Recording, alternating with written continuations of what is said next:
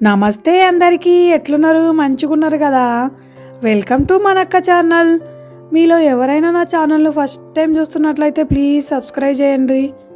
ఎందుకంటే మీరు చేసే సబ్స్క్రైబర్ నాకు ఎంతో ఉపయోగపడుతుంది. మీలో ఎవరికైనా మోతీచూర్ లడ్డూలు కట్టుడు, బూందీ కొట్టాలి, మస్తు టైం పడుతుంది, ఇలా ఎక్కువ టైం తీసుకుంటుంది అని ఎప్పుడన్నా మీరు అనుకున్నారా? అట్లా ఎక్కువ టైం పట్టకుండా, బూందీ కొట్టకుండా, బూందీ గరిటెతో సంబంధం లేకుండా 5 నిమిషాలలో అల్కగా అయిపోతుంది మోతీచూర్ లడ్డు కట్టుడు.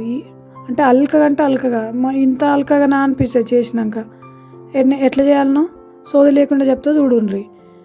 మనం మోతీచూర్ లడ్డులకు కావాల్సింది ఒక గ్లాస్ శనగపప్పును తీసుకొని మంచిగా కడుక్కొని 2 గంటలు నానబెట్టుకోవాలి. ఆ 2 గంటలు నానిన పప్పును మిక్సీ జార్లో ఫస్ట్ చూపించినట్టు మిక్సీ జార్లో వేసుకొని మెత్తగా కాకుండా బరకగా మిక్సీ చేసుకోవాలి.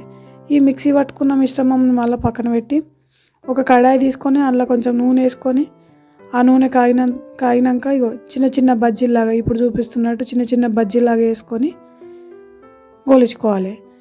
ఇంకా మంటను కూడా మళ్ళీ ఎట్లా అంటే పెద్దగా పెట్టొద్దు, చిన్నగా పెట్టొద్దు. పెద్దగా పెడితేనేమో లోపల గోలయి, చిన్నగా పెడితేనేమో లోపలికి అంటే మొత్తం నూనె అంతా బీర్చుకొని గోలే అన్నమాట. అందుకే పెద్దగా పెట్టకుండా చిన్నగా పెట్టకుండా మీడియం ఫ్లేమ్లో మధ్యలో పెట్టుకొని గోలించుకోవాలి.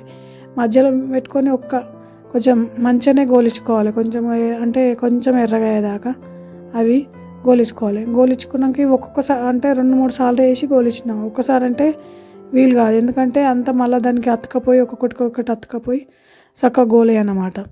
అందుకే అని ఒకటి వేసుకొని 2-3 సార్లు వేసుకొని ఒక గిన్నెలో వేసుకున్నా గోలించినాక.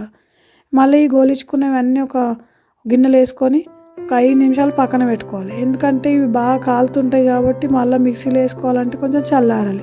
ఈ చల్లారినాక ఇదే తీసుకొని మిక్సీలో వేసుకొని మళ్ళీ మిక్సీ చేసుకోవాలి. ఈ మిక్సీ చేసుకున్నాక ఇదే బూందీ అవుతుంది అనమాట. ఇక బూందీ కట్టుడు అది ఏం లేదు, అయిపోయింది. ఇక బూందీ అయిపోయినట్టు. ఇక లడ్డులో సగం పని మొత్తం అయిపోయింది. బూందీ కొట్టుడే పెద్ద పని ఉంటుంది కదా మన లడ్డు కట్టాలంటే.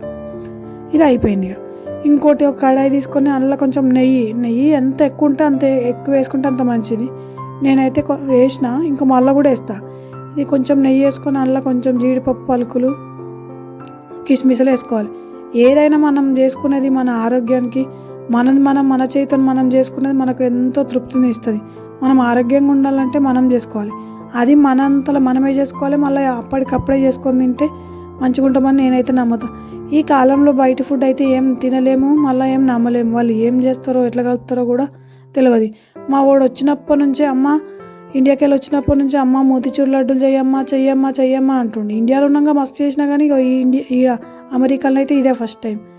మనం గ్లాస్ పప్పు తీసుకున్నాం కదా, నేను గ్లాస్ బెల్లం పౌడర్ అని తీసుకున్నా. మీకు నచ్చితే చక్కెర తీసుకోవచ్చు.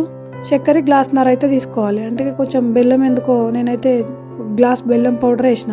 ఆ గ్లాస్ బెల్లం పౌడర్కు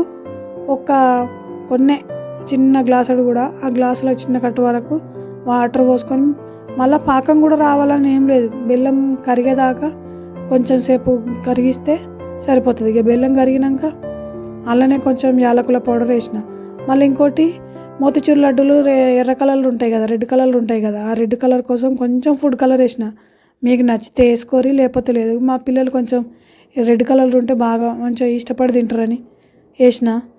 కానీ ఇక మీకు నచ్చితే వేసుకోండి, ఆప్షనల్ ఇది. ఇక కొంచెం పాకం అంటే గుండు పాకము, తీగ పాకం రావాలని ఏం లేదు. కొంచెం ఇట్లా కరిగించి ఆయన మిక్సీ పట్టుకున్న బూందీని ఇందులో వేసుకోవాలి. ఇందులో వేసుకొని మంచిగా కలుపుకొని అందులోనే మళ్ళీ కొంచెం యాలకుల పౌడర్ వేసిన, నెయ్యి వేసిన. ఇంకిత నెయ్యి, ఎందుకంటే నెయ్యి మంచిగా ఉంటుంది అన్న కదా. ఇంకొంచెం నెయ్యి వేసి ఒక 5 నిమిషాలు మంట మీద అయితే కొంచెం చిన్నగా సిమ్లో పెట్టుకొని ఉడికించుకుని, ఎందుకంటే పాకం అంతా ఈ బూందీకి పట్టుకోవాలి కదా అని ఉడికించినాక ఒక 5 నిమిషాలు పట్టింది. ఇక మళ్ళీ అందులోనే జీడిపప్పులు, కిస్మిస్లు వేసి మళ్ళీ ఇంకోసారి కలుపుకొని ఇక చల్లారబెట్టి పక్కకు పెట్టుకొని చిన్న లడ్డూల్లాగా చేస్తే మంచిగా అయితే మస్తు వచ్చినాయి. ఇట్లా అట్లా తిన్నారు మా పిల్లలు. అసలు మస్తు అంటే ఇక నాకు మీకు చూస్తుంటేనే నోరు ఊరిపోతుంది. నేను కూడా మస్తు తిన్నా. మా పిల్లలైతే టక్క తిన్నారు. ఇక అయిపోయినాయి. మీరు కూడా అన్నట్టు జర సబ్స్క్రైబ్ చేయరి, లైక్ చేయరి, షేర్ చేయరి, కమెంట్ చేయరి. Thank you for watching.